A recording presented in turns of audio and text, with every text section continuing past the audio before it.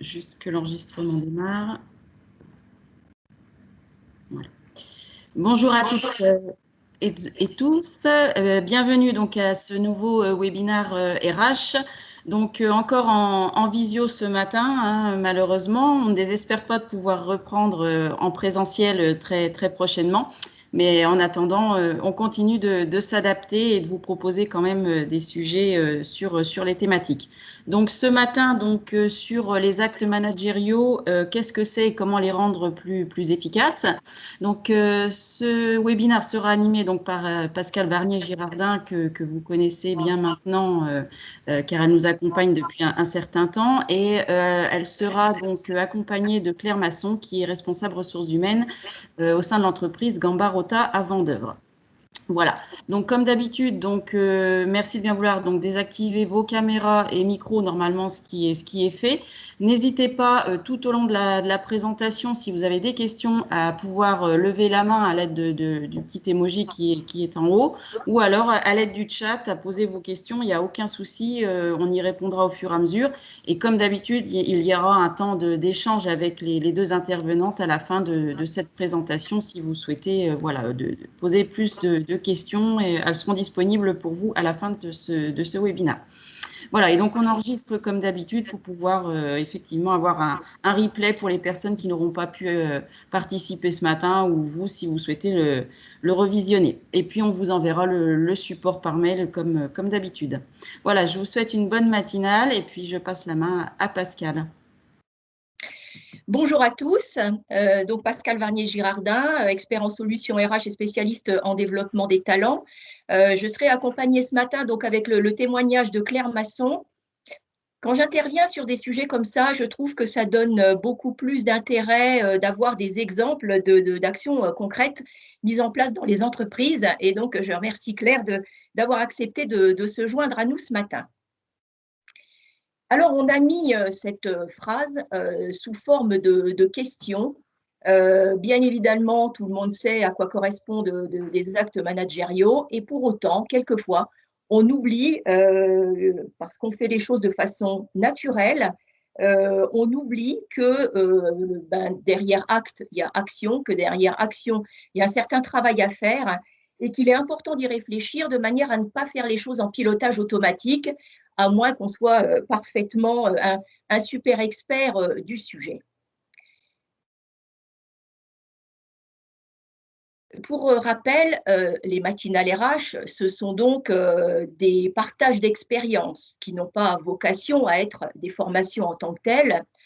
On passe 1 heure et demie ensemble, et donc on passe en revue certains outils de base, certains grands principes. Rappelons qu'ils sont applicables à la majorité des entreprises, mais que le contenu, il doit s'adapter à chaque contexte d'entreprise, selon que l'entreprise va être en croissance, en décroissance, en stabilité, en gestion de crise, comme la majorité des sociétés le connaissent aujourd'hui. Évidemment que le contenu va devoir s'adapter. Alors, dans nos actes managériaux, la première chose que je voudrais partager avec vous, alors je suis en train d'avancer les diapos. La première chose que je voudrais partager avec vous, c'est que être manager, c'est une activité à part entière. Une activité à part entière, ça présuppose que dans son agenda, on réserve des plages horaires pour s'occuper de ses équipes, quelle que soit la place que nous occupons sur l'organigramme, du dirigeant au comité de direction, au responsable de service, au chef d'équipe. Il est nécessaire de réserver une part de son agenda de manière à avoir le temps de le faire.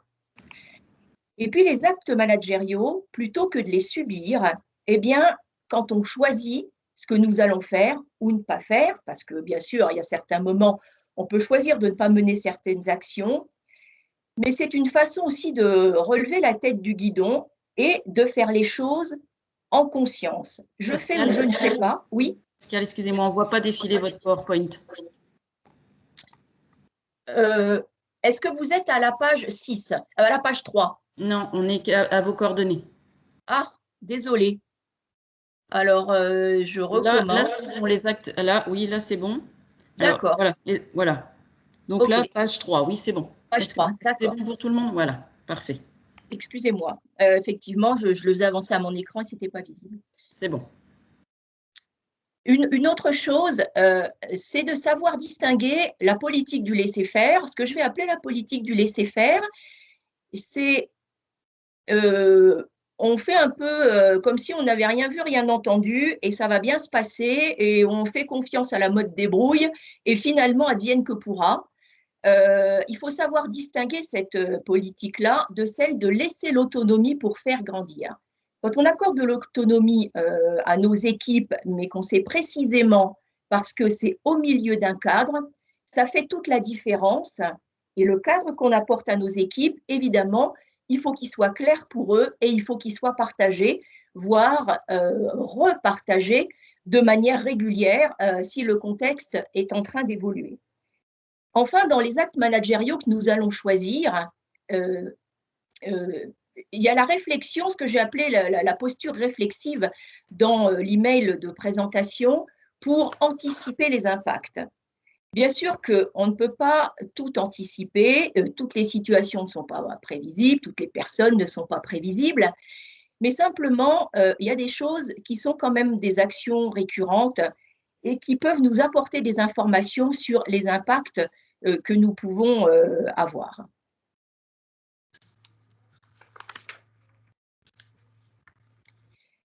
Alors bien sûr, dans la période dans laquelle on ne peut pas s'empêcher de se poser les questions.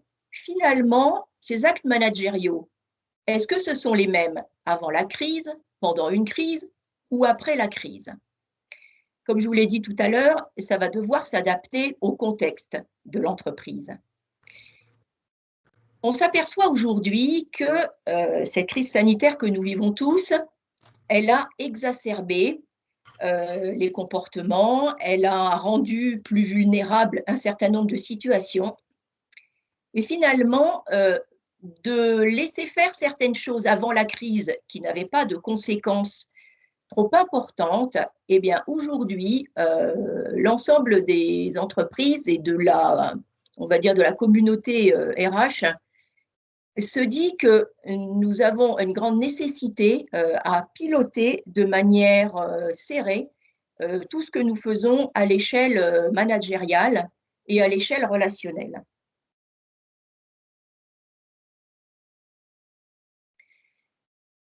Pendant cette heure et demie que nous passons ensemble, nous allons axer nos sujets sur l'organisation, la direction, la gestion des équipes.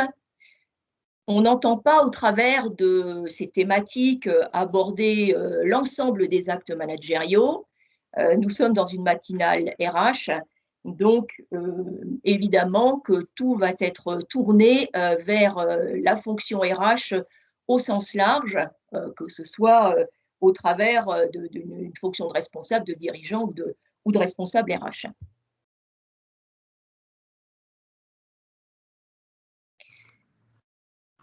On pourrait leur donner cette définition-là. On pourrait dire, finalement, dans nos actes managériaux, et même si cette liste n'est pas exhaustive, finalement, c'est contrôlé, c'est organisé, c'est délégué, c'est animé et c'est dirigé.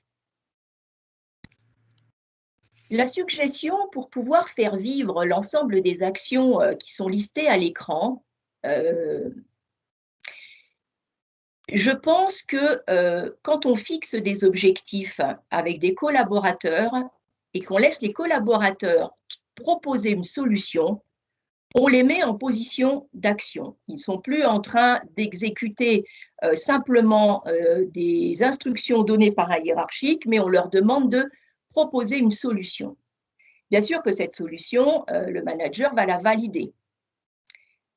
Ensuite, idéalement, si les équipes demandent les moyens pour y parvenir, ça leur permet de s'approprier encore davantage cette solution.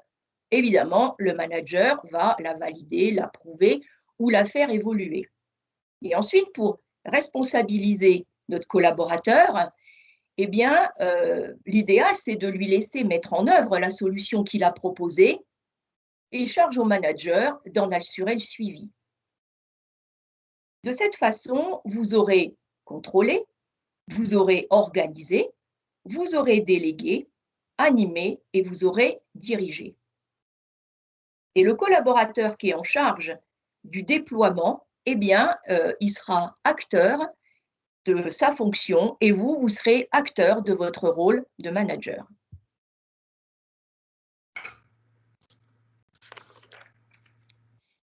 Ayons en tête aussi la notion de communication. Les salariés ont toujours eu besoin de savoir où allait l'entreprise. C'est encore plus vrai aujourd'hui et la communication descendante est importante. On pourra me rétorquer que beaucoup d'entreprises aujourd'hui ne savent pas forcément où elles vont. Eh bien, finalement, quelquefois, pour protéger les salariés, on préfère ne rien leur dire. J'invite chacun à se poser la question. Pas certain que finalement, ça rassure tout le monde. Peut-être qu'il vaut mieux que le salarié soit au courant des difficultés et peut-être qu'il aura des idées pour participer à son échelle pour apporter des solutions. Ce qui nous conduit à se dire aussi que dans cette communication avec les équipes, pensons aussi à la communication ascendante. Écouter le terrain est quelque chose de primordial.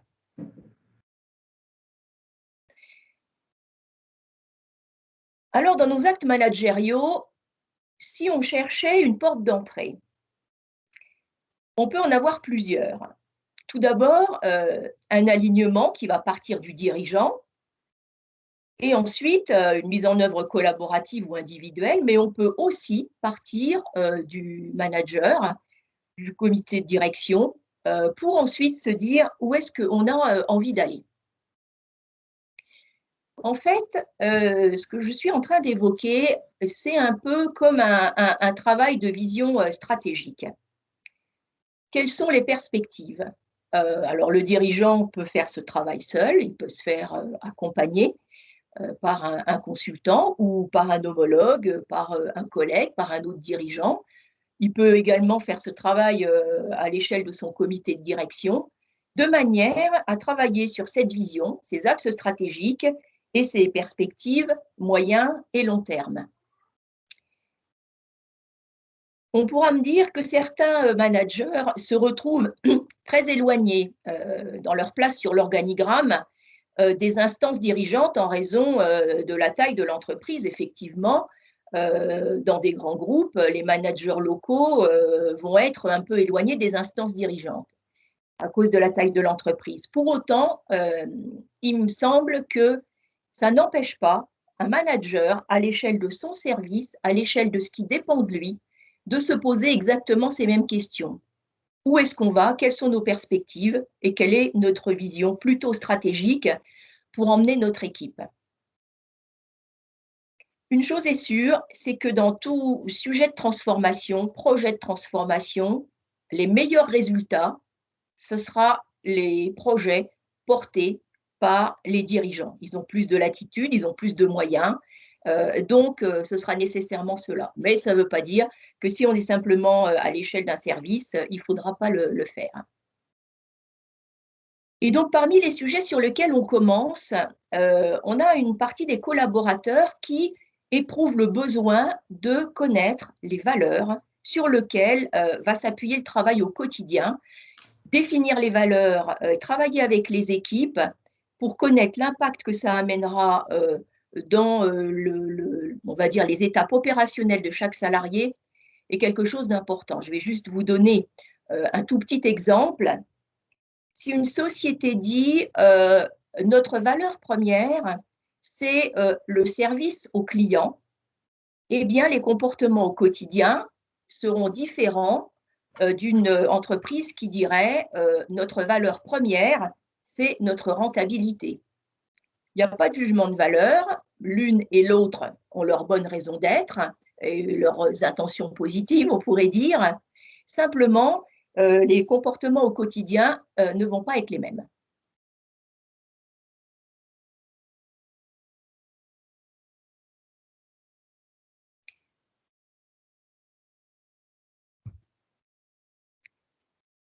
Je vais maintenant laisser la parole à Claire Masson Claire Masson va nous présenter donc l'entreprise Gamba-Rota au travers de ses effectifs et nous partagera un témoignage au travers d'un projet qui est déployé depuis un certain nombre de mois et qui viendra illustrer les propos que nous tenons ce matin. Claire, je vous laisse la parole. Merci, bonjour à vous tous. Donc, Claire Masson, responsable des ressources humaines de l'entreprise Gamba Rota à Vendeuvre, entreprise transport et logistique. Donc aujourd'hui, nous avons un effectif de 190 personnes en permanence. 100 personnes sont ajoutées en fin d'année pour les parties saisonnières, activités saisonnières. Et donc, voici comment nous sommes organisés aujourd'hui. Donc, autour d'une réflexion faite à mon arrivée, bien sûr, l'arrivée d'une nouvelle personne avec un regard extérieur, c'est souvent le moment de questionnement et de soit remise en question, soit de continuation, bien sûr. Et donc, nous sommes organisés de la manière suivante. Nous avons un comité de direction porté par 3 personnes. Des managers qui sont, eux, inscrits dans un COMEX, un comité exécutif, et puis des managers de proximité que nous faisons grandir en ce moment. Donc, nous avons fait un projet de transformation, on a commencé en juin 2020, en choisissant de se faire accompagner par une coach pour porter l'entreprise et écrire une vision à 2023 pour plusieurs raisons. La première, c'est que notre PDG peut-être pas continuer comme ça pendant 10 ans. La deuxième, c'est que c'était important effectivement de savoir où on allait et vers où on portait l'entreprise. Et puis, comme l'a très bien expliqué Pascal, ce qui est très important, c'est d'avoir une vision de là où on va et comment on porte cette vision auprès de tous nos collaborateurs. Donc, c'est-à-dire que c'est une vision que nous avons portée avec un COMEX, avec un coach, enfin en tout cas un prestataire externe. Et puis, nous sommes en train d'écrire tranquillement nos plans d'action pour aller jusqu'à 2023. Claire, est-ce que vous pouvez nous en dire davantage concernant l'organisation spécifique, l'organisation en spirale que vous avez mise en place? Alors, il est vrai qu'avec l'expérience de quelques années en RH et aussi un recul de quelques mois dans l'entreprise, il s'est avéré qu'en construisant le COMEX, c'est-à-dire le COMEX, c'est 9 encadrants qui constituent ce COMEX, qui sont les pilotes de service bien souvent. On a rayé de la carte l'organigramme hiérarchique. Où il semblait être trop avec de l'information descendante constamment ou venant d'un codir. On a voulu construire des équipes et donc on a organisé on a mis en place une organisation un peu en spirale, en cercle vertueux, donc avec un travail commun du codir et du COMEX, et puis on a organisé des pôles dans lesquels il y a des référents et des encadrants de proximité qui font partie, eux, d'un grand COMEX de façon à partager effectivement et la vision et les plans d'action de façon à ce que tout le monde ait le même discours. À un moment donné, Claire, vous avez travaillé sur les facteurs clés de succès. Est-ce que vous pouvez nous en dire quelques mots? J'ai un bug. Oui, j'ai travaillé dessus. Alors on avance. Pour remettre dans l'ordre, on avance, vous inquiétez pas, je vais remettre dans l'ordre. En fait, ce qui s'est passé, c'est que nous avons, moi j'ai un peu audité en arrivant et puis je me suis dit que finalement il était important de commencer dès le démarrage, donc effectivement l'implication de la direction dans ce projet. Dans lequel projet pour lequel la direction et le CODIR a adhéré. Donc, on a petit à petit construit ce COMEX. Nous avons commencé par l'essentiel des entretiens professionnels de la direction à ses managers. Donc, pour avoir une remontée terrain, savoir ce qu'attendait le COMEX, là où il y avait des attentes particulières, là où il y avait savoir comment ils se sentaient et dans l'entreprise et dans le poste, vers quoi ils voulaient aller. quelles difficultés ils rencontraient et ce qu'ils appréciaient dans l'entreprise. Donc, on a commencé effectivement par ça et on est en train de déployer tous les entretiens professionnels à tous nos collaborateurs. Ce qu'on a fait également, il était important de modifier le format de notre exploitation, puisqu'on avait un directeur d'exploitation qui avait toujours le nez dans le guidon et qui travaillait énormément en tant qu'exploitant et non pas en tant que directeur. Donc, nous avons également mené des entretiens professionnels avec toute l'équipe de façon à constituer une nouvelle organisation. Mais cette nouvelle organisation, ce n'est pas le COMEX ou le CODIR qui l'a décidé, c'est l'exploitation accompagnée du COMEX qui l'a mise en place. Voilà, donc on est parti d'une feuille blanche et on a travaillé ensemble sur le projet du comment améliorer effectivement l'organisation de notre exploitation de façon à, comme ce qu'on vit tous, hein, améliorer effectivement notre rentabilité, satisfaire le client et surtout, pour ce qui me concerne bien évidemment, dans un souci de bien-être de nos salariés autour de ces services qui sont quand même lourds en gestion, extrêmement stressants. Et donc, voilà, on a travaillé tous ensemble. La deuxième chose qu'on a faite, c'est aussi de travailler avec un panel de nos salariés, donc des représentants du métier de la route, des représentants du métier de la logistique, de façon à définir les valeurs de l'entreprise. C'est-à-dire qu'est-ce qu'attendent nos collaborateurs, qu'est-ce qu'ils attendent de l'entreprise, dans quelle entreprise ils ont envie de travailler. Donc, on a fait un petit groupe de travail sur ça et on a déployé nos 3 valeurs principales de l'entreprise. Donc, chez Gambarota, il s'agit de travailler dans le respect, la confiance et l'esprit d'équipe. Et aujourd'hui, on est en train de décliner tout ça dans du livret d'accueil. J'en profite au moment des embauches de faire valoir et de tester un petit peu des candidats pour savoir s'ils répondent aussi à ces valeurs, si c'est ce qu'ils attendent. Et puis, on va le décliner vers aussi l'extérieur, puisque c'est quand même important d'en parler. Voilà. Voilà ce qu'on a fait pour l'instant. Donc, effectivement, Claire, vous nous parlez de repositionner, de valoriser les actions qui sont menées, mettre les personnes à leur juste place. Je vois dans le chat, pourquoi avoir fait appel à un coach? Quel était son rôle concrètement? Est-ce mettre en place un processus? Alors, le coach, pourquoi le coach? C'est parce que il est parfois plus facile de faire intervenir un professionnel totalement externe à l'entreprise qui va avoir une vision objective, qui va avoir une vision même qui n'est pas propre à l'entreprise, mais qui va nous apprendre à travailler ensemble. Donc, c'est ce qu'on a fait. On a appris à se connaître. Donc, par le biais d'une journée de team building, on a réuni tous les membres du COMEX de façon à connaître nos personnalités et à apprendre à nous parler. On s'aperçoit souvent que pour construire, si moi je suis par exemple avec une personnalité directive ou une personnalité joviale ou une personnalité trop optimiste, en face, on ne doit pas oublier qu'on a des personnes qui sont dans le contrôle, qui n'aiment pas le changement.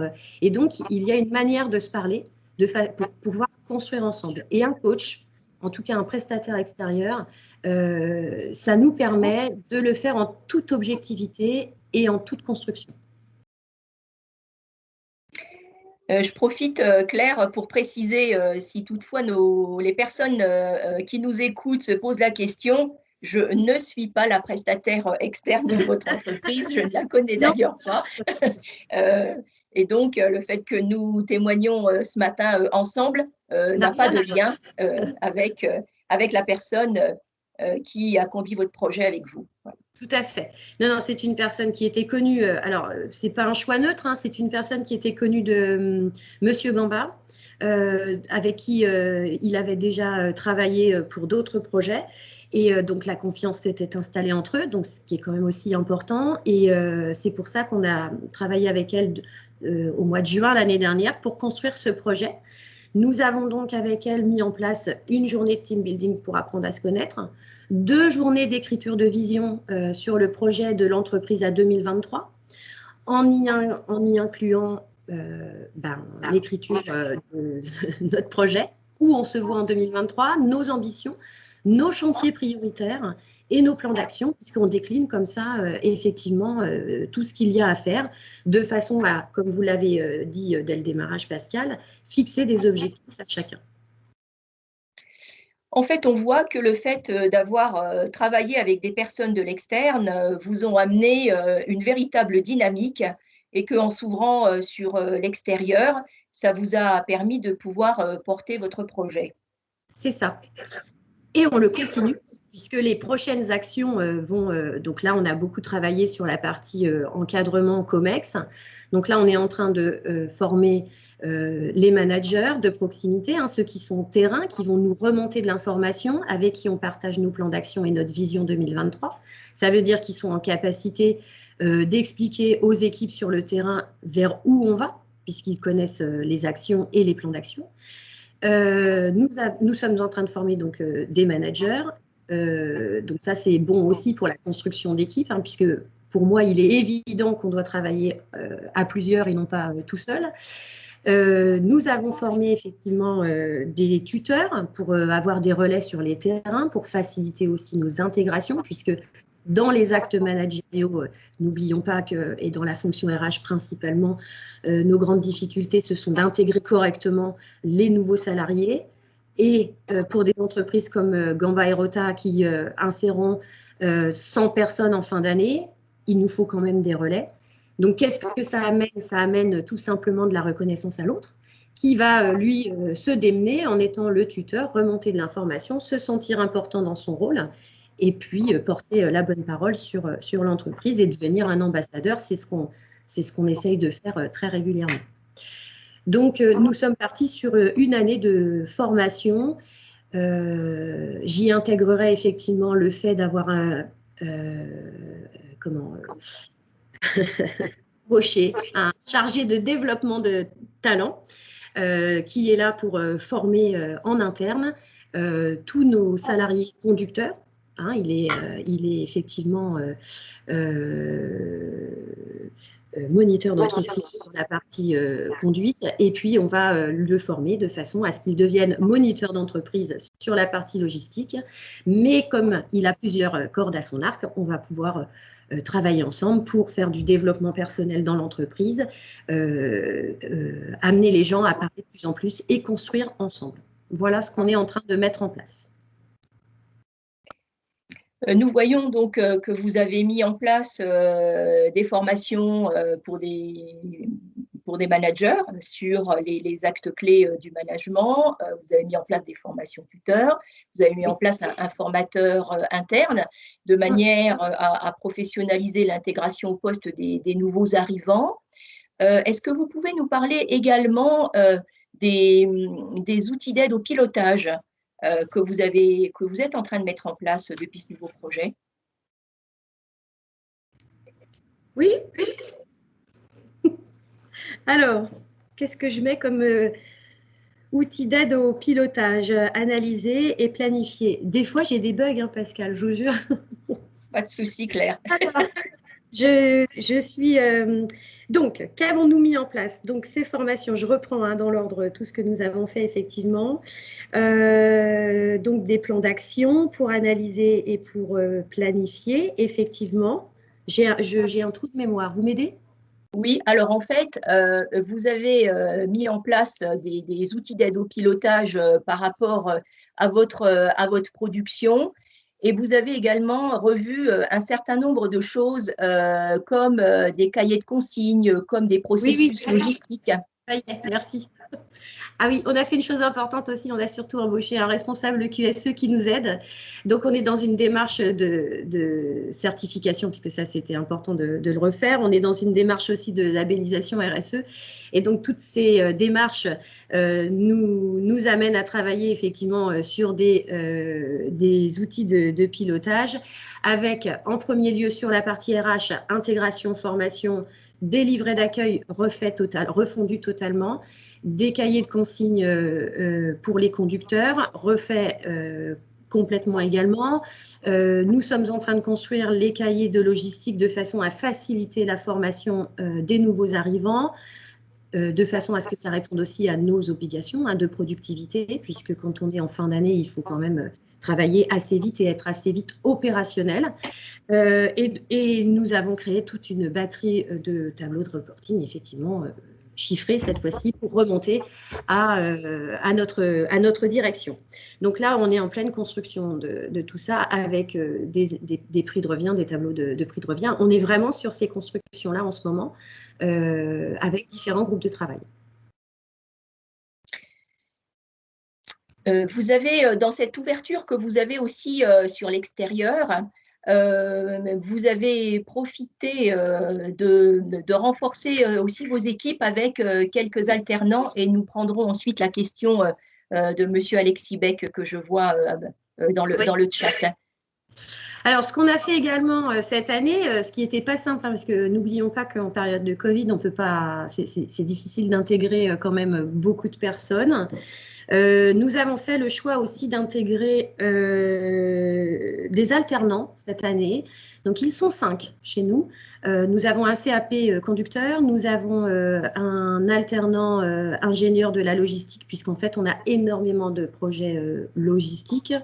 Je ne sais pas si vous suivez les aventures Gambarota sur LinkedIn, mais on a construit un nouveau bâtiment, nous y avons mis des lignes de conditionnement et tout ça, c'est automatisé. Ça nécessite effectivement d'avoir un back-office en ingénierie logistique, en ingénierie informatique. Donc, effectivement, on a renforcé nos équipes projets. Nous avons renforcé notre équipe logistique avec une jeune femme qui prépare une licence management logistique, à qui on proposera un poste de gestionnaire de stock par la suite. Nous avons ouvert également un alternant licence pro RH. Et puis, nous avons chaque année un BTS transport logistique qui intègre notre service exploitation. Donc, en fait, on renforce effectivement, j'ai cœur à intégrer effectivement énormément de jeunes pour à la fois faire découvrir notre entreprise, à la fois parce qu'on aime aussi travailler avec eux, on a besoin d'eux. Et puis, on accueille quand même pas mal de stagiaires de la 3e jusqu'au bac plus 2 sur des missions variées. Voilà. Pour alimenter aussi le travail de nos tuteurs. Et Claire, votre retour d'expérience conduit un certain nombre de nos participants à cette visio à s'imaginer que ce travail est fait en lien avec des certifications, soit vers une certification ISO, soit vers un label RSE. Oui. Est-ce que, qu'en est-il? Alors, effectivement, on prépare d'ici 2 mois, nous espérons être labellisés RSE Lucie. Puisque en fait, quand on a construit notre vision 2025, on s'aperçoit que notre entreprise veut devenir une entreprise avec des clients responsables, dans un souci d'économie d'énergie, puisqu'on va conduire une politique d'achat responsable, parce que nous, on a énormément de matières telles que polystyrène, carton pour faire de l'emballage de produits. On fait beaucoup de e-commerce, ce qui fait qu'on voudrait responsabiliser, acheter beaucoup moins d'emballages nocifs et puis travailler différemment. Donc après, moi, la partie RSE, ce qui m'intéresse beaucoup, c'est la mise en place de la qualité de vie au travail et du bien-être au travail. Donc on y travaille. Donc on fait plein de petites actions en ce moment sur, par exemple, je vous l'expliquais, nous avons mis en fin d'année, on n'a pas pu faire de moments de convivialité, c'est toujours interdit. Et pour autant, on a écrit une carte de remerciement pour cette année si difficile. On a remercié tous nos collaborateurs avec un petit mot, je dirais, dédié à chaque personne du collaborateur. J'en profite pour répondre. Nos certifications actuelles, nous n'en avons pas. Donc, nous serons labellisés RSE cette année et certifiés ISO probablement milieu d'année également. Nous n'en avons plus, en fait. Nous étions certifiés ISO et nous ne l'avons pas continué. Vous avez, Claire, partagé des informations relatives aux formations tout à l'heure. En fait, il faut préciser que vous êtes dans un environnement avec énormément de formations obligatoires, ce qui vous conduit à avoir une très grosse partie de votre budget dédié à l'obligatoire. Et donc, est-ce que vous pouvez nous préciser comment vous avez réussi néanmoins à permettre à vos salariés de pouvoir se former et quelles ont été vos incitations? Alors, ce qu'on a mis en place, effectivement, c'est que les budgets sont ceux qu'on connaît. Hein, donc, vous versez votre budget obligatoire. Nous, on travaille avec l'Opco Mobilité, auquel on verse des versements volontaires. Donc, toute la partie obligatoire est quasiment inutilisée.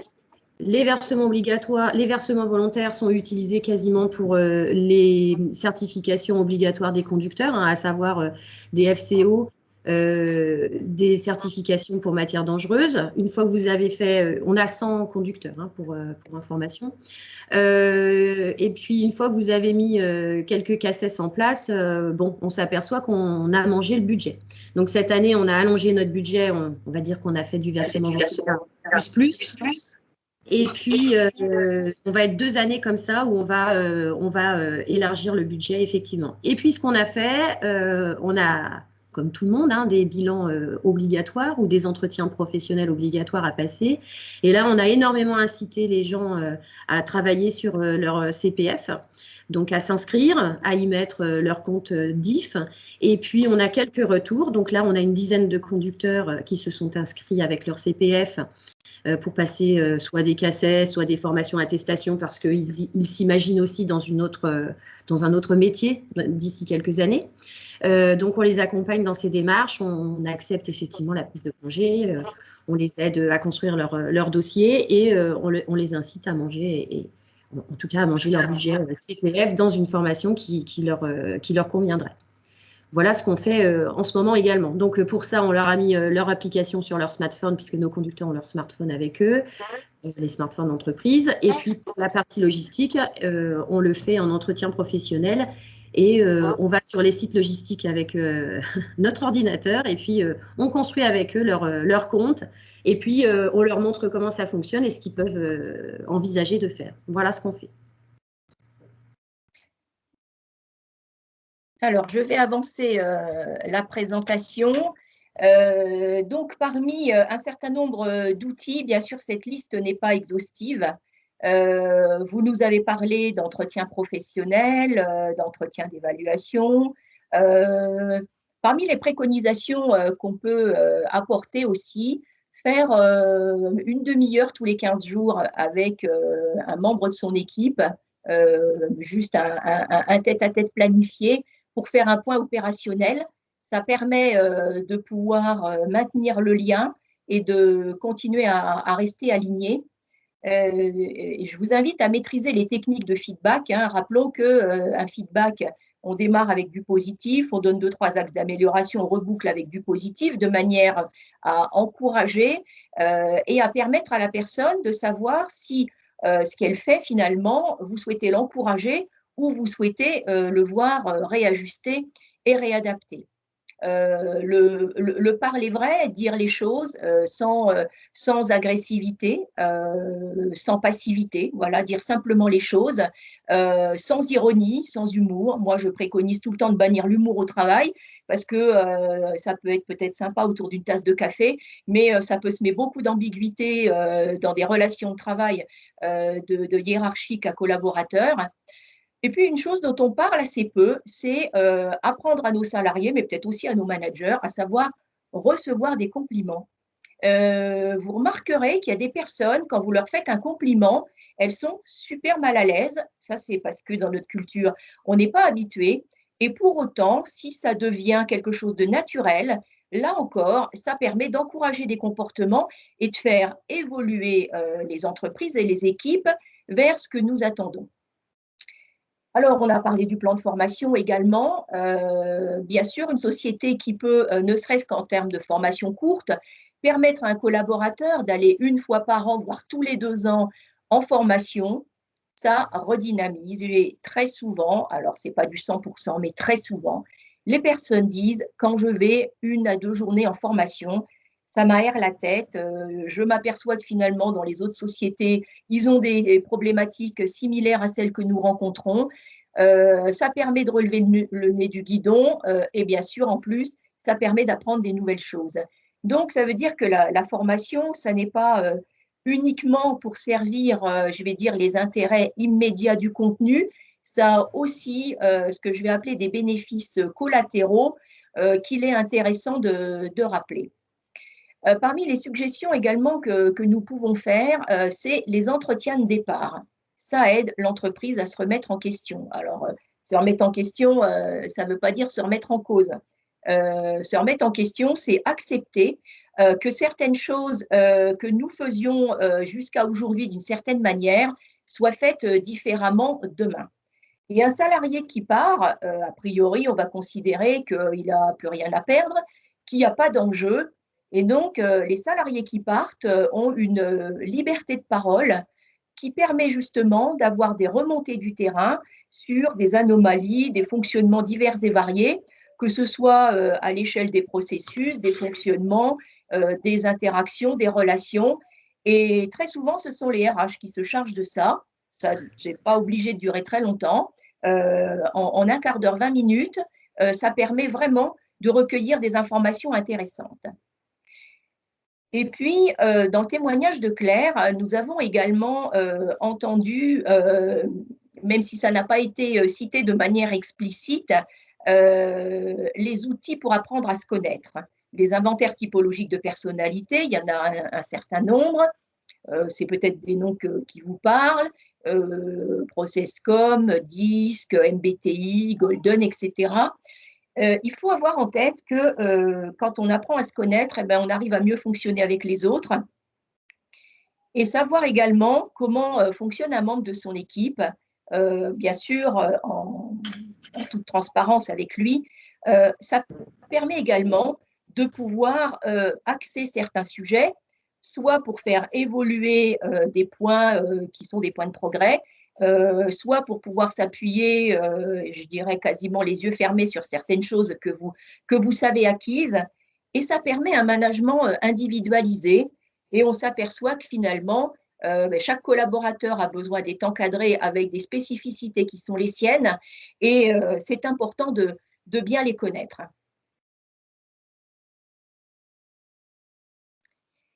Dans les suggestions que nous pouvons faire également, remercier, remercier et remercier encore. Depuis la crise, c'est quelque chose qui est apparu comme étant encore plus nécessaire parce que la reconnaissance, elle permet l'engagement. Alors, il n'y a pas que la reconnaissance qui permet l'engagement, mais néanmoins, ça y contribue largement. L'engagement, c'est une clé de la performance durable. Et cette reconnaissance, en fait, elle peut s'exprimer de diverses manières. Ça peut être reconnaître la pratique de travail, ça peut être reconnaître les résultats, reconnaître les efforts. On s'aperçoit que quelquefois, on a des collaborateurs qui font énormément d'efforts et les résultats ne sont pas au rendez-vous parce qu'il y a tout un tas d'événements extérieurs qui sont arrivés et qui ont fait qu'il n'y a pas pu aboutir aux résultats. Eh bien, pour autant, saluer les efforts pour les encourager, ça n'a pas marché cette fois, ça marchera peut-être une fois suivante, c'est quelque chose qui est à noter de manière en fait à ce que nos équipes ne s'essoufflent pas. Et puis faire confiance. Alors, vous me direz, on ne peut pas faire confiance à tout le monde. Oui, c'est vrai, quelquefois on peut avoir quelques déceptions. Il n'empêche quand même que quand on démarre en faisant confiance, ben, on a plus de chances que les choses fonctionnent que ce qu'elles ne marchent pas. On le voit à toutes les échelles, quand on ne croit pas en quelqu'un ou en quelque chose, on n'est pas parti sur une bonne base. Alors que quand on se dit ça va fonctionner, on a déjà mis les chances de son côté. Après, on n'est pas dans une vision idéaliste non plus, mais ça permet de se donner la possibilité de rentrer dans un cercle plutôt vertueux. Alors, quand Claire nous a fait part de son témoignage, elle nous a parlé de l'implication de sa direction. À l'échelle de la gestion des talents, l'implication de la direction générale est absolument nécessaire. Et c'est encore plus vrai dans des environnements qui changent de façon constante, comme la période que nous vivons actuellement. Parce que l'implication de la direction générale, ça veut dire en fait que le DG, il est proche de ses équipes, et puis ça veut dire aussi qu'il envoie une image positive. Et cette image positive, avec toutes les nouvelles qu'on entend aujourd'hui, franchement, on en demande et on en redemande.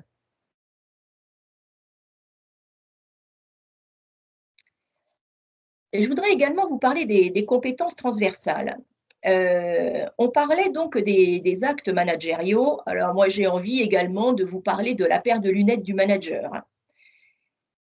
Il y a des choses que nous n'appréhendons pas et que nous ne voyons pas de façon spontanée. Et pourtant, les compétences transversales, elles ont de la valeur. Alors, bien sûr, on ne va pas embaucher une personne uniquement sur ses compétences transversales. On a besoin de compétences métiers. Et on s'aperçoit quand même à l'expérience qu'il y a bien des compétences métiers qui s'acquièrent, alors que les compétences transversales, elles sont plus lentes à développer. On a par exemple, alors je vous cite quelques exemples, qui, bien sûr, la liste n'est pas exhaustive. Je vois un commentaire dans le chat que l'implication de la direction est la condition sine qua non à tout projet. Oui, absolument. Donc, on a dans les compétences transversales la communication et l'écoute. Bien sûr, dans la communication, au-delà de la communication écrite, verbale, voire la communication de langues étrangères, il s'agit d'apprendre à écouter et d'interagir. Apprendre à écouter, si on imagine un iceberg, c'est être capable de décoder aussi ce qu'il y a en dessous de l'iceberg avec une écoute active de ce que la personne en face de nous cherche à nous faire comprendre. Et ces qualités d'écoute, c'est quelque chose qui s'entretient. L'écoute, ce n'est pas seulement avec ses clients, ses fournisseurs ou ses partenaires. Par exemple, en RH, dans nos recrutements, si parmi les candidats, on voit des personnes qui sont capables de communiquer avec pédagogie, qui ont une bonne capacité d'écoute, vous mettez les chances de votre côté d'avoir plus d'harmonie dans le travail et davantage d'efficacité. Ensuite, l'organisation. L'organisation dans nos entreprises, c'est la planification, le respect des délais, la gestion des priorités, la réactivité. Et ça, ce sont des compétences qui sont non seulement essentielles, mais transposables à tout type de métier. La responsabilité et le leadership, ce n'est pas réservé au poste de direction, loin s'en faut, parce que finalement, prendre ses responsabilités, c'est chacun dans son poste, savoir s'engager dans des projets en mobilisant nos ressources disponibles, parce qu'un projet, finalement, ça peut être un tout petit projet. Chaque collaborateur, même une personne qui peut avoir une fonction d'ouvrier, peut aussi à son échelle avoir un projet à conduire. Et ça, toutes ces compétences-là, en capacité de responsabilité et de leadership, elles sont bien sûr prisées des recruteurs. Le travail en équipe, bien sûr, ça paraît une évidence aujourd'hui, sauf que tout le monde n'est pas en capacité de faire du travail en équipe. Travailler en équipe, c'est s'adapter, c'est collaborer. Bien sûr que c'est devenu primordial dans les entreprises actuellement. L'encadrement, cette compétence transversale d'encadrement pour les postes de management, c'est une condition sine qua non. Et bien sûr qu'il faut être en capacité de le détecter au moment où on recrute quelqu'un. Et ça, c'est essentiel pour assurer la productivité et atteindre les objectifs. Parce qu'en fait, ces capacités d'encadrement, elles vont permettre de prendre des décisions, elles vont permettre de donner un cadre, d'animer et de fédérer. Je vais insister sur la notion de cadre. Évidemment, nous avons des règlements intérieurs, nous avons des processus, des procédures. Tous les salariés, et on le sait évidemment, connaissent par cœur ni le règlement intérieur, ni toutes les procédures, ni tous les processus, et les managers non plus, parce que je pense que ça ne fait pas partie de leur livre de chevet, et tant mieux pour eux. Donc, en fait, ça veut dire que ce cadre, il ne faut pas hésiter à le rappeler de temps à autre et repréciser ce qui est attendu, parce que le cadre rassure, et avoir un cadre est absolument nécessaire. Au risque d'enfoncer des portes ouvertes, je tenais quand même à le rappeler. L'autonomie et la capacité d'adaptation. Les entreprises sont attentives à la prise d'initiative et on le voit encore plus quand on est en gestion de crise en fait. Il faut rapidement aller à l'essentiel, prendre des décisions rapidement, être flexible, notamment dans le cadre de changements organisationnels, mais aussi quand on vit dans des périodes mouvementées. Enfin, la méthodologie et l'esprit d'analyse, des méthodes de travail rigoureuses, efficaces, une bonne capacité de synthèse, ce sont des savoir-faire qui sont à la fois rassurants et facilement valorisables.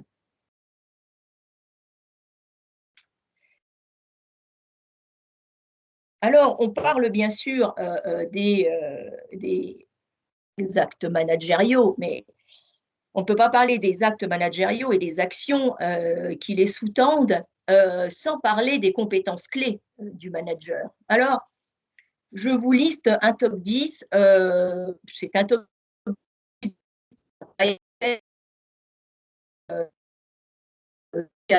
Mais je pense que par travailler 2 ans en Suisse romande à Genève, je n'ai pas vu de différence entre ce qu'attendent les salariés et les managers de l'autre côté de cette frontière. Quoi qu'il en soit, parmi les compétences clés du manager, il y a vraiment l'écoute. L'écoute, on l'a dit, c'est la première chose, la communication. Et savoir motiver. Et j'y reviendrai plus loin, le savoir motiver avec une grille de lecture que je vous propose pour savoir inspirer, donner envie de s'engager et donner du sens. Ensuite, être capable de développer ses collaborateurs, eh ben, c'est savoir d'où ils partent, accompagner les montées en compétences pour soutenir, repérer les potentiels et les faire grandir. Alors, un potentiel, ça peut être un potentiel qui est à l'étage d'une marche, puis ça peut être un potentiel à 5 marches, puis ça peut être un potentiel qui est en haut de l'échelle. Mais bien connaître le potentiel de nos équipes, si on veut pouvoir accompagner les montées en compétences, c'est absolument nécessaire. La vision globale, c'est savoir anticiper, c'est la vision systémique, c'est percevoir le contexte. Et ça, c'est une qualité de dirigeant.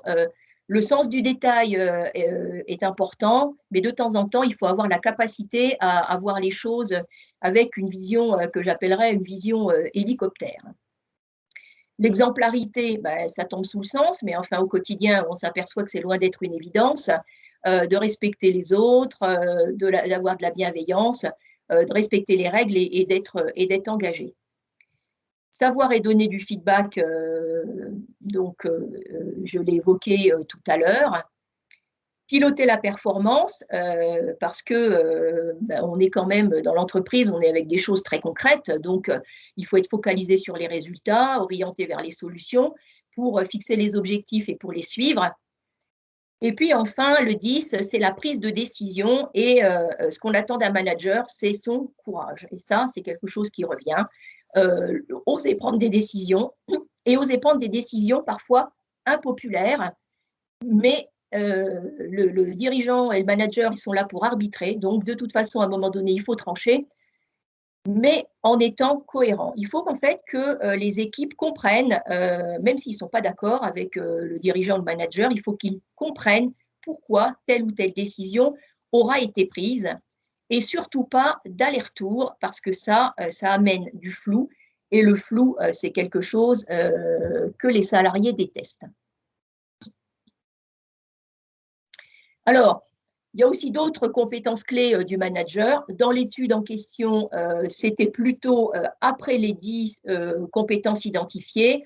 Quoi qu'il en soit, il y a gérer son stress, et donc ça, c'est quelque chose qui s'apprend. Avoir le réalisme de savoir reconnaître les difficultés, ce n'est pas la peine de les mettre sous le tapis, tout le monde les voit, donc autant les nommer, et c'est plus simple pour tout le monde. La confiance, on en a parlé, l'ouverture d'esprit, on l'a évoqué tout à l'heure, l'assertivité, bien sûr les compétences techniques, hein, un manager doit avoir un minimum de compétences techniques, favoriser le travail en équipe et avoir une bonne capacité d'analyse.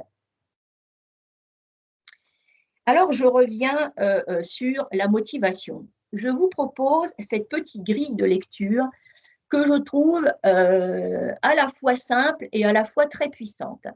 Elle est extraite c'est un test qui s'appelle Interqualia, qui permet de sortir cette petite courbe, mais en fait, vous pouvez aussi y réfléchir sans faire le test. C'est inspiré de la théorie du flow de Mihaly Csikszentmihalyi, qui est un psychologue, professeur à l'université de Claremont en Californie, et qui est chercheur en psychologie positive. Alors, la barre d'outils vous empêche peut-être de voir ce qui est en bas. En fait, ce qui est en bas, c'est le niveau de compétence, et à l'horizontale, vous avez le niveau de challenge.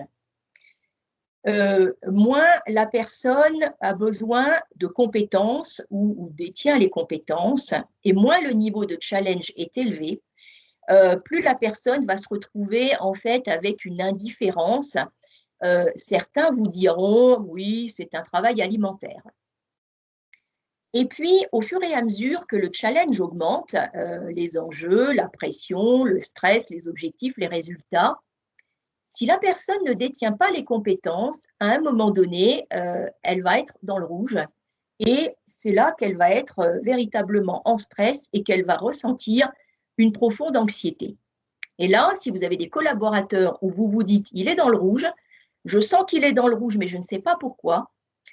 Alors, il y aura peut-être des raisons qui seront des raisons extérieures au sujet que je suis en train d'évoquer, mais je vous invite néanmoins à vous poser la question, est-ce que ça a un lien avec ses compétences? Est-ce que ça a un lien avec les challenges qu'on lui demande et qui sont peut-être un peu trop élevés par rapport à ce que la personne peut donner en ce moment? Et puis, au fur et à mesure que la personne acquiert des compétences, elle va à un moment donné se retrouver dans la phase qui va être le stress positif, c'est-à-dire on se sent à la hauteur et il y a le petit quelque chose qui nous pousse, et dans le bon sens du terme.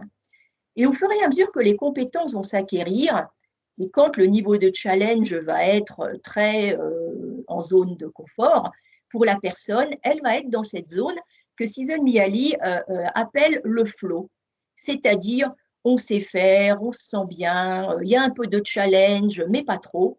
Et puis, petit à petit, en fait, s'il n'y a pas de nouveaux projets, de nouvelles choses qui viennent alimenter cette motivation, la personne va rentrer tranquillement dans la maîtrise.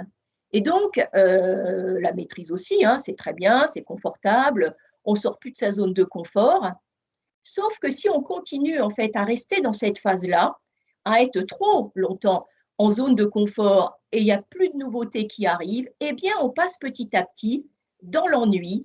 Et c'est là où on a des personnes qui vont vous dire comment ça va? Ben, ça va comme un lundi. Comment ça va? Chouette, ça va comme un vendredi. Voilà. Bon, il n'y a pas que ça, mais enfin, c'est pour illustrer ces petites phrases qui, quelquefois, peuvent nous faire dire que la personne aurait besoin d'être redynamisée dans sa fonction ou bien dans une autre fonction.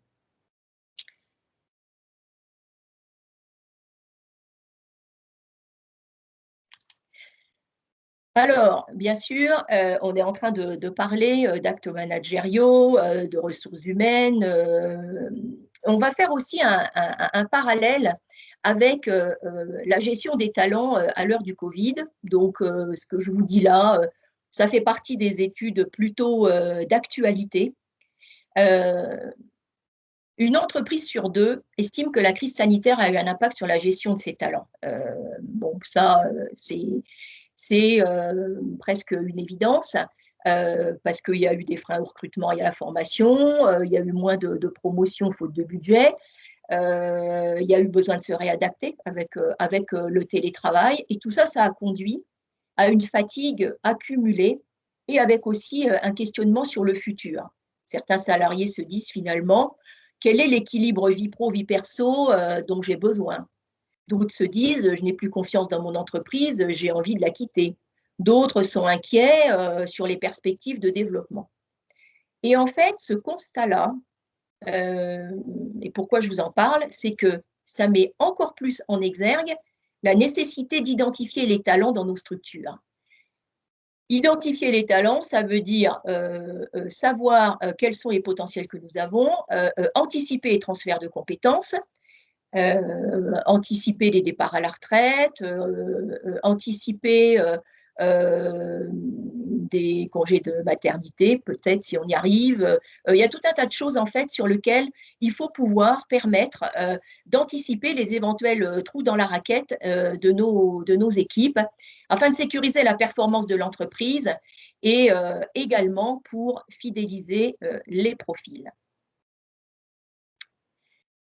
Claire, par rapport à ce que je viens d'évoquer, si vous souhaitez apporter des compléments d'information, je vous laisse la parole.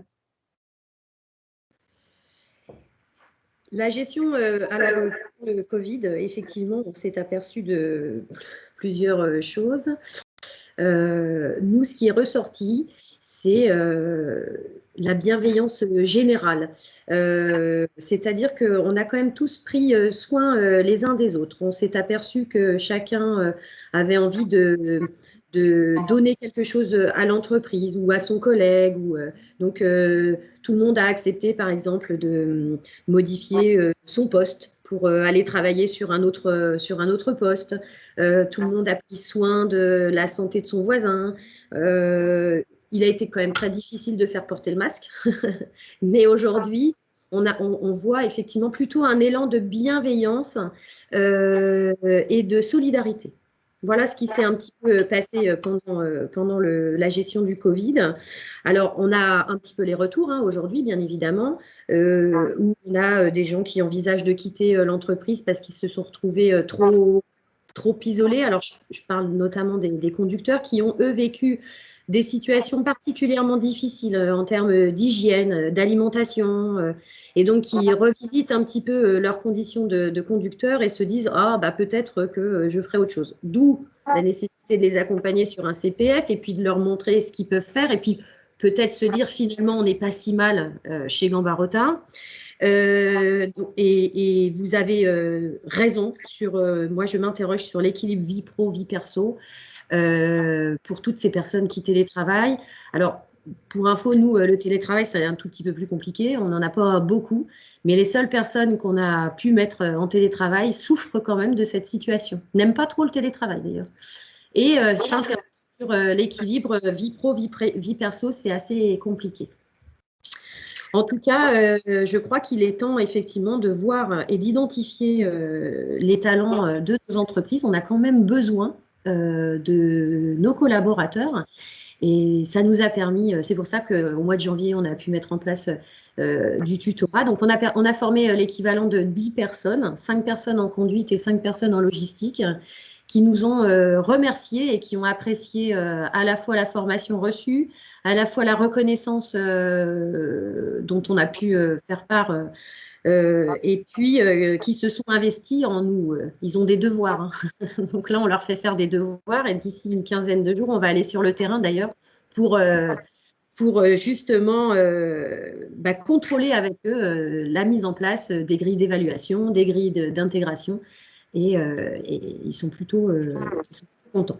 Voilà. Après, je ne vous dis pas que tout le monde est content, mais je crois que vous avez raison, il faut faire attention et identifier les talents. On a besoin de rester avec nos collaborateurs.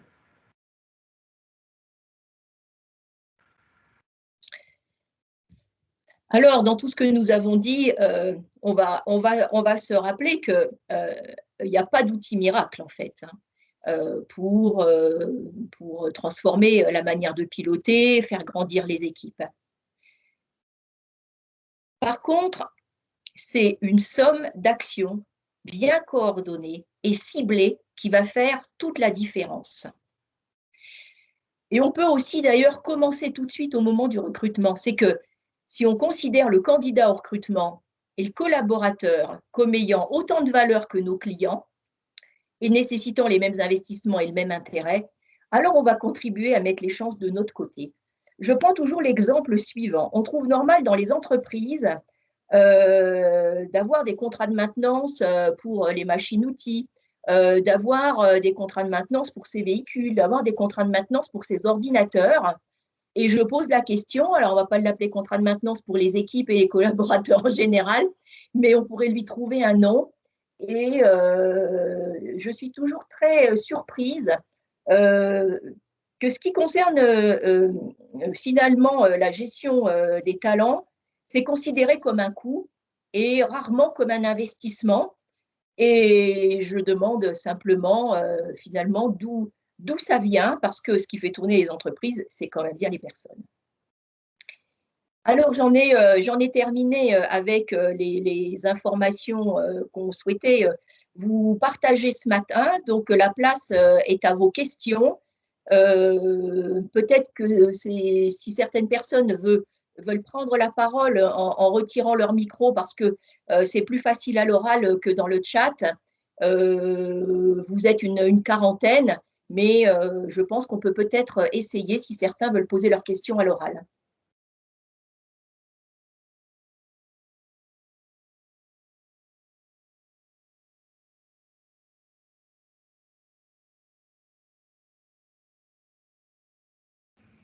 J'avais une petite question.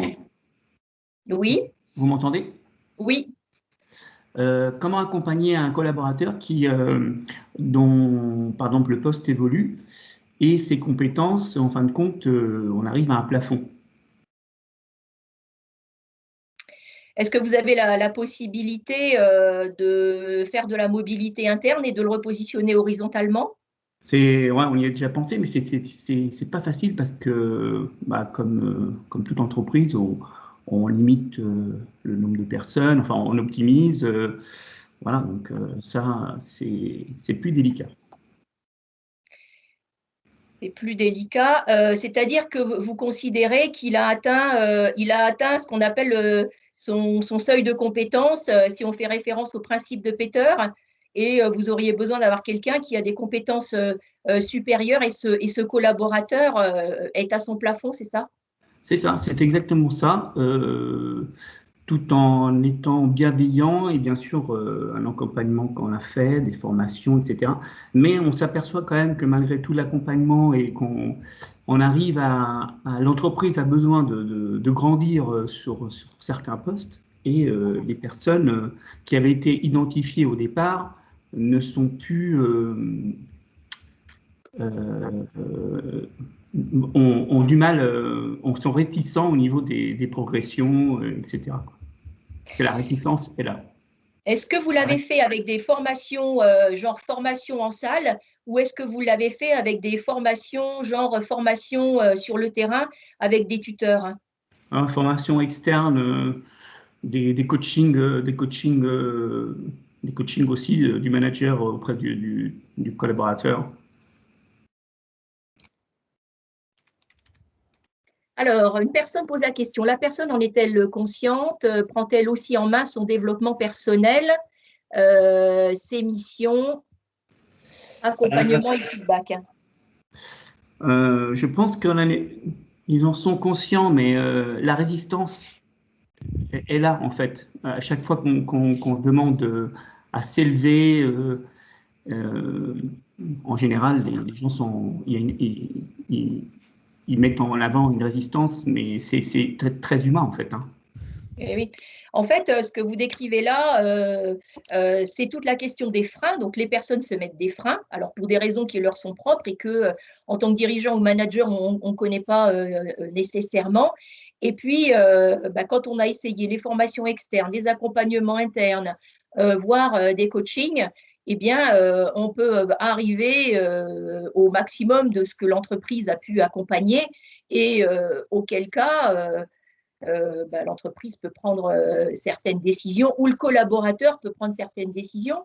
Il y a gros à parier que la personne qui est dans cette situation-là, en fait, elle n'est pas bien. Et elle doit se demander si elle est finalement bien à sa place. Moi, je crois beaucoup aux discussions et à la transparence. Quand j'étais en poste de DRH, je recevais les salariés, j'en discutais avec eux pour essayer de creuser au maximum le sujet, savoir ce qu'il y avait derrière. Et puis, j'osais dire, on a une difficulté et on a besoin d'autre chose. Comment vous et nous, on fait pour y parvenir? En tout cas, quand on a fait ce qu'il faut au niveau des formations, ça passe, à mon avis, par le dialogue, de manière, en fait, à être transparents les uns avec les autres sur le fait qu'il y a vraiment une difficulté. Alexis Beck, je souhaiterais intervenir.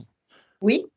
C'est peut-être aussi une question de retour d'expérience. Effectivement, si l'entreprise, des fois, s'est mal positionnée en termes de stratégie par rapport à ses objectifs, il est difficile, effectivement, de demander à des collaborateurs d'évoluer s'ils n'ont pas compris l'objectif global de l'entreprise.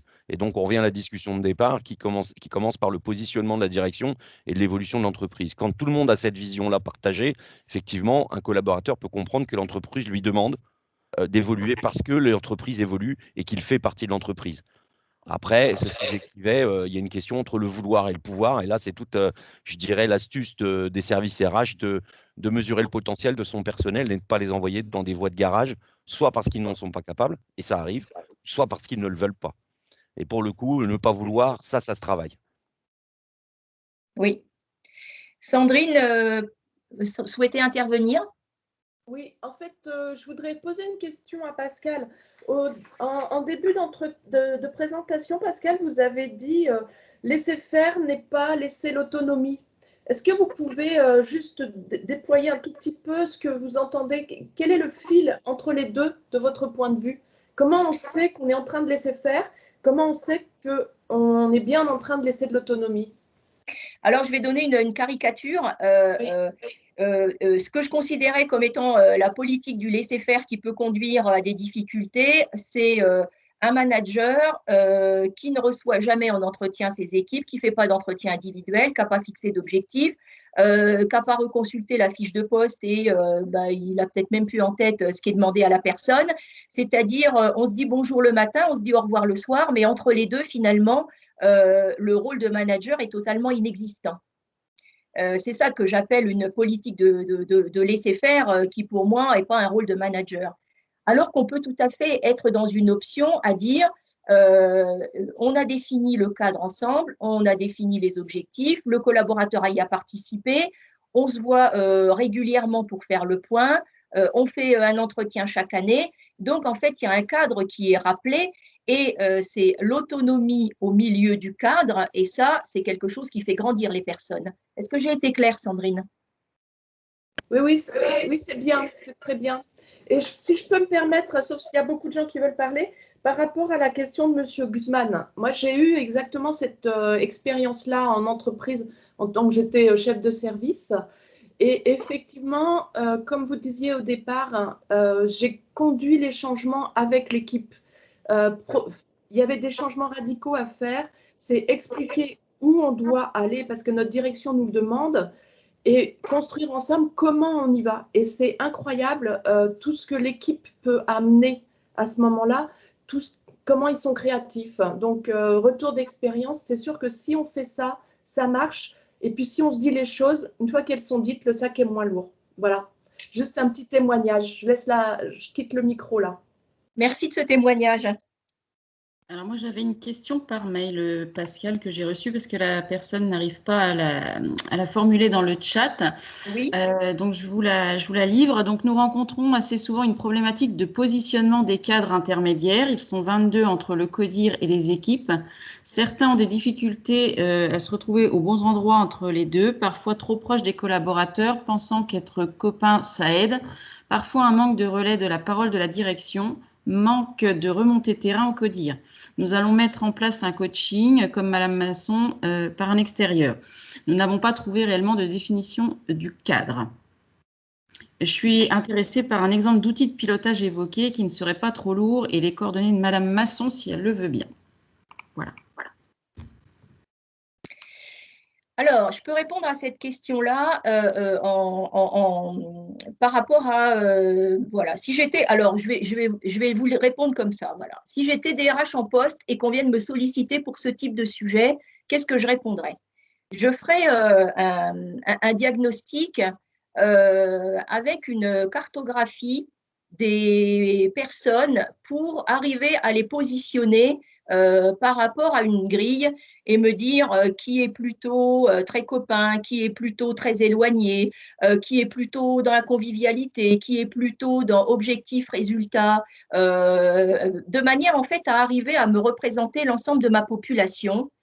Et puis, je les recevrai par groupe de personnes et je leur demanderai comment ça se passe pour eux, Est-ce qu'ils rencontrent des difficultés? Est-ce qu'ils ont conscience que certaines choses sont en décalage par rapport à ce que l'entreprise souhaite décliner comme style de management? Et en fait, ce serait, on va dire, de la mini-formation par groupe de personnes. Il y a gros à parier qu'ils se retrouveraient certainement par typologie de personnalité. Parce que les personnes qui sont facilement copains avec les autres, ça répond à des typologies qui ont besoin de ça. Et donc, il faut arriver à les faire travailler pour leur réapprendre à remettre des barrières. Tout comme des personnes qui vont être trop éloignées de leurs équipes, il faut travailler avec elles pour leur permettre de pouvoir être plus proches des personnes et faire preuve de plus d'empathie. En tout cas, je crois à de l'accompagnement individualisé par problématique, même si c'est un petit groupe. Est-ce que j'ai répondu à la question de la personne? Je peux juste ajouter quelque chose, Pascal? Bien sûr. Effectivement, je crois. Alors, c'est pour ça qu'on s'est doté effectivement de quelqu'un avec, je vous l'ai dit, hein, plusieurs cordes à son arc. C'est que d'avoir quelqu'un en présence à 100% dans nos équipes qui puisse répondre à ce type de mise en place rapide de mini-formation, d'accompagnement à la personne, soit individuelle, soit en groupe de travail. Je crois que dans nos entreprises aujourd'hui, on en a excessivement besoin pour recadrer. Les RH ne peuvent pas tout faire, on n'est pas formé à tout. On ne peut pas tout faire et j'ai plaisir à m'encadrer de ce type de personnalité puisque ça va nous aider dans la construction du travail en équipe petit à petit. Et effectivement, recadrer celui qui est un peu trop copain-copain alors qu'il a quand même un enjeu managérial, eh bien, il faut savoir le faire. Et puis, recadrer celui qui finalement est manager mais reste dans son opérationnel sans encadrement, il faut pouvoir lui montrer la clé. Il n'y a pas toujours besoin d'avoir un organisme de formation ou X heures de formation à l'affilée. Par contre, des petits points de réunion, alors on appelle ça, je ne sais pas, des quarts d'heure bien-être, des quarts d'heure sécurité, des quarts d'heure accompagnement, c'est hyper important et c'est ce que nous, on va mettre en place en fait dès maintenant. Voilà.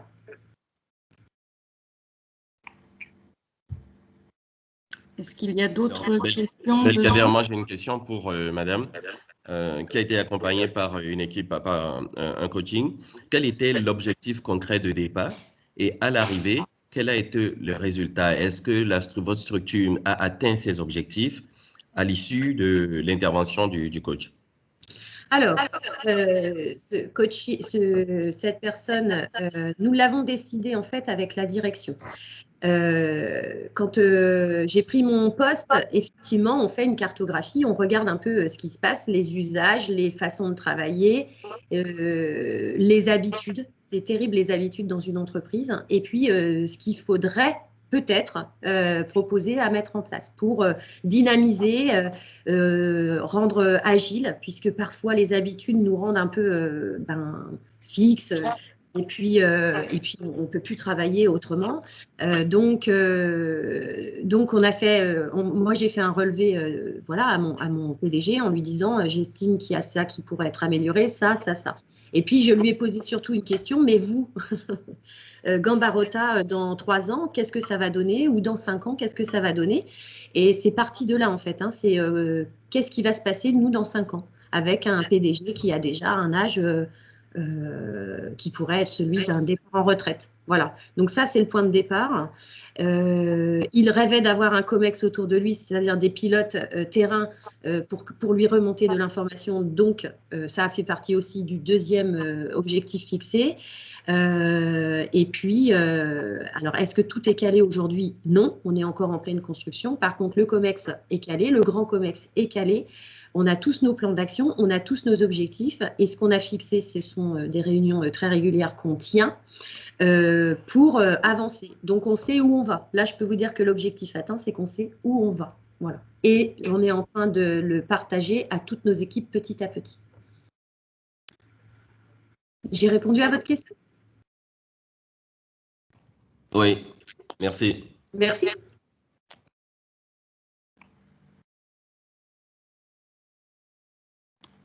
Alors, je vois une question, qui anime ce COMEX? Alors, ce COMEX, eh bien, figurez-vous que j'ai un grand talent d'animatrice, a priori, c'est pas vrai, mais en tout cas, Aujourd'hui, il est animé par…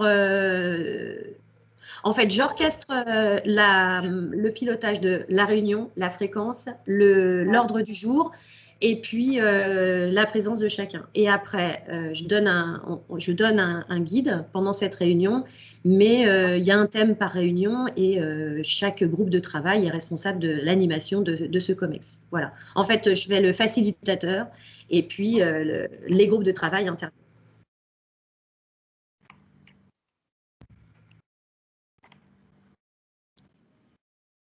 Qui pilote la démarche du label RSE? Notre responsable QSE.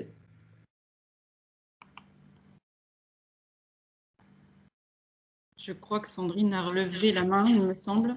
Oui, c'est ça. J'ai une question pour Madame Masson. Je n'ai pas bien compris ce que c'était l'organisation en spirale. Si vous pouvez nous, en 3 mots, nous expliquer. Claire, le micro est coupé. Ah, pardon. Excusez-moi. L'organisation, en spirale, c'est comme un cercle, plutôt, on va appeler ça une organisation à cercle vertueux. C'est-à-dire que c'est vraiment, comment vous dire, il faut imager une flèche qui tourne avec tous les pôles. Ça veut dire que tous les pôles, les pôles de l'entreprise travaillent en même dynamique pour remonter du terrain à un COMEX et à un CODIR, de façon à ce que le CODIR puisse lui donner sa stratégie et puis le COMEX le décliner en vision et le déporter vers ses équipes, voilà, vers ses pôles. En fait, ce n'est pas une décision stratégique du PDG, c'est bien une décision commune, travaillée avec à la fois des remontées terrain et à la fois des informations descendantes du CODIR. Voilà. Ok, merci beaucoup.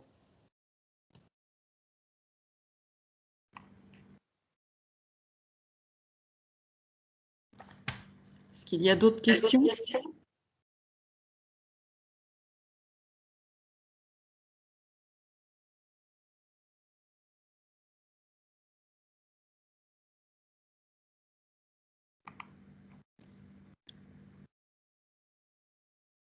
Non, ça a l'air d'être bon. Je vous laisse conclure, mesdames. Bien, bah, écoutez, on peut rappeler effectivement quelques points clés de ce qu'on a évoqué aujourd'hui, à savoir prendre le temps de définir sa stratégie en tant que dirigeant ou en tant que manager, faire vivre les valeurs de l'entreprise en démontrant au quotidien qu'elles sont bien intégrées, mieux connaître ses collaborateurs, mais mieux se connaître aussi pour avoir le courage d'affronter ses forces et ses faiblesses, oser renforcer les équipes avec des profils complémentaires. Et je rappelle encore cette phrase que je vous ai dite tout à l'heure, pas d'outil miracle pour transformer et piloter, mais vraiment la somme d'actions bien coordonnées et ciblées. Et enfin, j'en terminerai avec apporter de la reconnaissance pour amener de l'engagement. Et donc, une personne nous dit « Je trouve très important de souligner que le manager copain est un positionnement qui provoque un clivage important et donc un obstacle à ses missions. Les valeurs d'exercer avec équité sont la base et le copinage ne permet pas l'équité. » Merci de ce partage, madame. Merci beaucoup. Eh bien, merci à tous d'avoir participé à cette matinale.